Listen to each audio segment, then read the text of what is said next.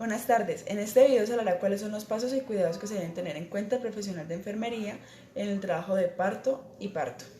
Para comenzar, se definirá qué es un trabajo de parto. Ese es el conjunto de fenómenos fisiológicos caracterizados por la dilatación progresiva del cervix uterino, mediada por contracciones uterinas de frecuencia y duración adecuada con el fin de la expulsión del feto, la placenta y sus membranas.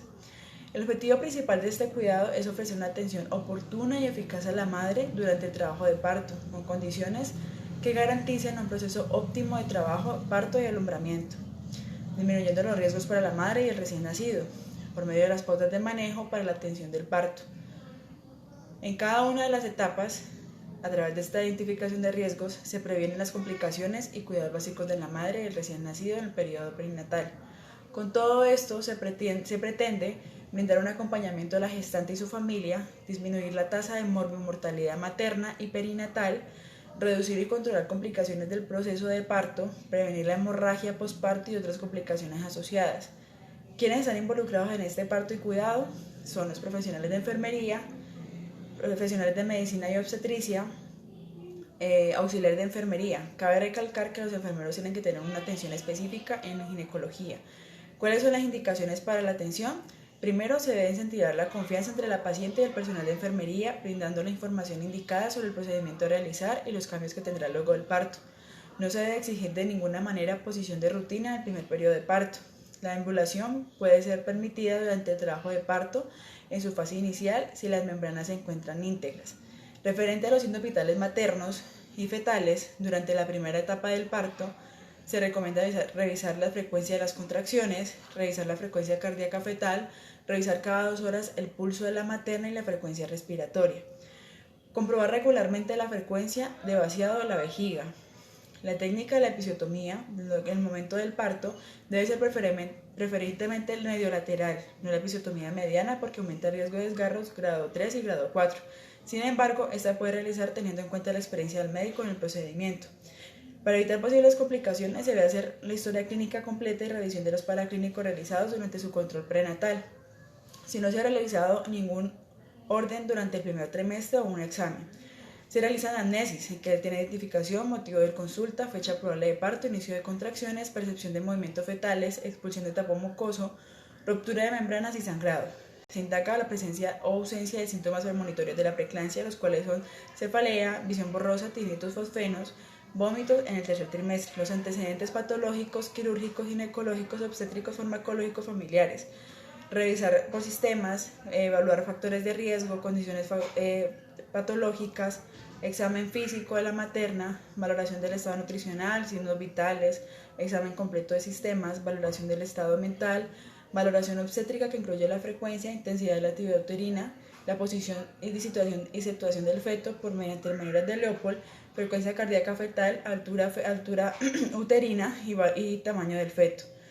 La valoración de los genitales externos y externos de la madre, evaluando si hay sangrado, condiciones del cuello uterino, si hay borramiento, si hay dilatación, el estado de las membranas, presentación, estación y variedad de la posición fetal y la pelvimetría clínica.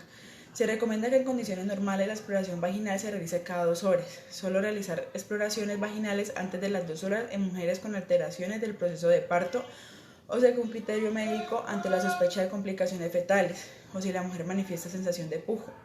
Considerar de acuerdo a criterio médico los factores de riesgo, maternos o fetales, identificados por la admisión de la gestante, los cuales son premigestantes adolescentes temprana menor de 15 años y premigestante mayor a 35 años, gran multípera más de 5 partos, historia obstétrica adversa, antecedentes de cirugía uterina, cesárea previa o miomectomía, antecedentes de hemorragia posparto en embarazos, edad gestacional no confiable o no confirmada, ausencia de control prenatal, paraclínicos o ecografías, hallazgos anormales, fiebre, hipertensión arterial, edema o anasarca, disnea, altura uterina mayor a 35 centímetros o menor a 29 centímetros, embarazo múltiple, taquicardia o bradicardia fetal, distosia de presentación, prolapso de cordón, obstrucción del canal de parto, presencia de condilomas, sangrado genital, ruptura de membranas, líquido amniótico meconiado, enfermedad crónica persistente, dificultades para el acceso de servicios de la salud, etapas y fases de trabajo del parto, son estas. Primera etapa, dilatación, se compone de dos fases. Fase latente, entre el inicio de las primeras contracciones perceptibles hasta el inicio de la fase activa. La fase activa se inicia en la presencia de un cuello 100% borrado y con 4 centímetros de dilatación. Termina con la dilatación completa a los 10 centímetros. En la fase activa asociada a la dilatación del cuello uterino, se produce el descenso de la presencia fetal a través del canal de parto. Trasladar a la gestante a la sala de parto es la segunda etapa por orden médica. Segunda etapa es el expulsivo. Se inicia cuando la dilatación es completa, o sea, a los 10 centímetros, y termina con la salida del bebé. Durante esta etapa se completa el descenso de la presentación fetal. A su vez, se subdivide en dos fases. Periodo expulsivo pasivo, el cual es la dilatación completa del cuello antes o en ausencia de las contracciones involuntarias de expulsivo. Y el periodo expulsivo activo es cuando el feto es visible o existen contracciones expulsivas en presencia de dilatación completa o pujos maternos espontáneos en presencia de dilatación completa. Se administra una infusión venosa de 10 unidades de oxitocina en bolo intramuscular si no hay vena canalizada o la salida del hombro anterior del feto. Durante ese periodo es de gran importancia el contacto visual y verbal de la gestante para disminuir su ansiedad, así como la vigilancia estrecha de la fetocardia. Cuando la cabeza esté coronada, asociado al pujo materno, se toma la decisión de practicar o no la episiotomía y se protege el periné durante la exposición de la cabeza y ambas manos. Se coloca una compresa entre el recto y la horquilla vulvar para hacer la presión entre los dedos hacia arriba y hacia adentro del perineo. Se corresponde a esta presión para exponer el mentón fetal, mientras que con la otra mano con la compresa hacia la vulva, haciendo presión hacia abajo con los dedos para evitar desgarros y a la vez empujar el occipucio hacia abajo y hacia afuera. Esta maniobra favorece la flexión de la cabeza y facilita su salida y evita la expulsión violenta que puede ocasionar desgarros perianales, hemorragia fetal intracraneal por la descompresión brusca. En el momento, habitualmente la rotación del bebé no es completa. El médico debe asistirlo suavemente, ayudándolo a que haga su rotación. Poco a poco ayudar al feto el proceso de salida con los hombros, seguido de la tracción hacia arriba y hacia afuera de los hombros, posterior y el resto del cuerpo. Una vez que ocurre la expulsión, el neonato se toma de ambas manos el neonato. Y una vez se da el nacimiento, se debe permitir inmediatamente el contacto piel a piel de la madre con el recién nacido. En los casos en que no esté indicado el pinzamiento inmediato, se debe realizar un pinzamiento tardío del cordón umbilical. Este se realizará tras constatar los siguientes criterios: interrupción del latido del cordón umbilical, disminución de la ingurgitación de la vena umbilical, satisfactoria perfusión de la piel del recién nacido, realizarán entre 2 y 3 minutos después del nacimiento.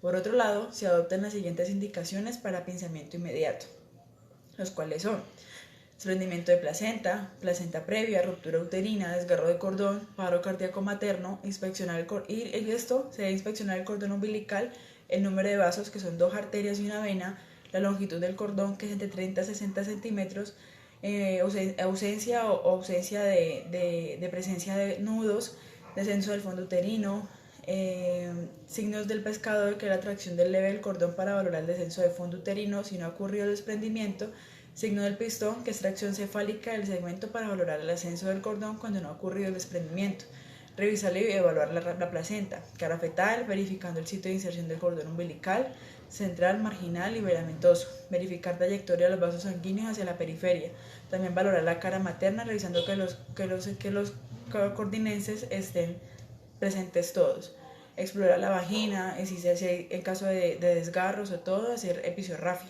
valorar signos de riesgo o de alarma como son el sangrado o hemorragias o desgarros. Esperar la aparición de signos de desprendimiento y luego tracción suave del cordón para extraer la placenta. Debe hacerse una tracción controlada del cordón y compresión suprapúbica para dejar que la expulsión sea más fisiológica posible y el desprendimiento sea lo más normal junto con las membranas, los cuales deben de salir por el deslizamiento para evitar problemas con la ruptura del mismo y la inversión uterina. Todo esto se hace para que la placenta salga completamente y no hayan desgarros. Se aplican 10 unidades de oxitocina en bolo intramuscular sin vena canalizada a la salida del hombro anterior del feto, lo cual se conoce como alumbramiento activo. A medida que la placenta se desprende, el útero se torna más globuloso, firme, ascendente por encima del ombligo y se lateraliza hacia el flanco derecho. Si se coloca una pinza en el cordón al nivel de la vulva, este desciende a medida que se desprende la placenta. Cuando se empuja el útero hacia arriba, este no tracciona, la pinza colocada en el intratroito. Cuando se hace tracción sobre el cordón y el útero no se mueve. Al visualizar la placenta, tomarla con las dos manos, visualizar un movimiento de rotación para enrollar las membranas y favorecer su expulsión completa. Esto se llama maniobra de Dublin. Debe revisarse la placenta tanto como su cara materna como su cara fetal. También se debe verificar la integridad de las membranas, el aspecto del cordón umbilical, su inserción, y ante la duda de que haya un alumbramiento incompleto, debe procederse a la revisión uterina y extracción manual de los restos retenidos. La presentación de la placenta. Mecanismo de Schultz, la cual la placenta se despega primero en la parte central. En este caso, durante el alumbramiento, la placenta aparece en la vulva con la cara fetal mirando al médico y el sangrado es visible, solo después de la salida de la placenta. Ocurre el 75% de los casos. Mecanismo de Duncan, la cual es la otra, la placenta se desprende primero por sus bordes. Cuando esto ocurre, el sangrado es visible ante la salida de la placenta y la placenta aparece en la vulva con la cara materna mirando hacia el médico. Durante los siguientes minutos luego del parto se produce la mayoría de las hemorragias, por lo cual es preciso vigilar la hemostasia uterina teniendo en cuenta los siguientes aspectos: vigilar los signos vitales maternos, globo de seguridad uterino, sangrado de genitales, la episiotomía, presencia de loquios y tono uterino. Una de las herramientas fundamentales para aplicar la fase activa del trabajo de parto es el partograma. Utilizan la fase activa del cuello uterino, tiene 4 centímetros de dilatación, la posición materna de los signos vitales maternos, la frecuencia cardíaca fetal, la dilatación, el borramiento, la estación y el estado de las membranas, la variedad de posición de la presentación, junto con la frecuencia, duración e intensidad de las contracciones uterinas y los métodos empleados para el alivio del dolor durante el trabajo de parto. Ubicar a la gestante en posición de litotomía o ginecológica para la atención de parto vaginal, la cual se recomienda poner a la madre en esta posición, inclinando la camilla a 45 grados para facilitar el pujo. El obstetra se sitúa frente al paciente evaluando la camilla para obtener una posición cómoda. Verificar que el material de equipo esté listo y funcionando y además de esto se debe contar con un equipo de reanimación, lámpara de calor radiante y atención pediátrica y materna. Utilizar los elementos de seguridad, gafas, gorro, polainas, tapabocas, delantal, bata, guantes estériles, lavado de manos quirúrgico y preparado el campo quirúrgico estéril para el paciente. Limpiar el perineo en la gasa impregnada con una solución yodada espumosa, colocar doppler fetal o campana binar o fonendoscopio y controlar cada 5 minutos la frecuencia cardíaca fetal durante el expulsivo. Valorar los signos de alarma durante el expulsivo como hipertermia, frecuencia cardíaca mayor de 160 o menor de 140 en el feto. Verificar la salida de líquido amniótico, realizar registro de las contracciones y sus resultados. Se recomienda evitar la deshidratación en el trabajo de parto. Por eso se administran líquidos endovenosos. Ayuda y animar a la gestante a emplear el diafragma en los músculos abdominales en el momento de pujo en modo sincrónico con las contracciones uterinas. Pedir a la gestante que se relaje cuando no haya contracción. Realizar un trato humanizado, que siempre tiene que ser un trato humanizado. Evitar frases o expresiones que afecten la dignidad de la mujer adolescente, como no grite o cosas así. Durante el periodo dilatante se deberá alentar y ayudar a la mujer. Toda mujer tiene derecho a recibir métodos eficaces y seguros para el alivio del dolor durante el trabajo de parto.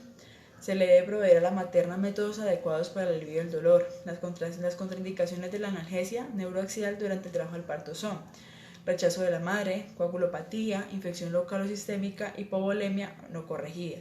Debe ofrecerse apoyo físico, emocional y psicológico continuo con el trabajo de parto y el parto.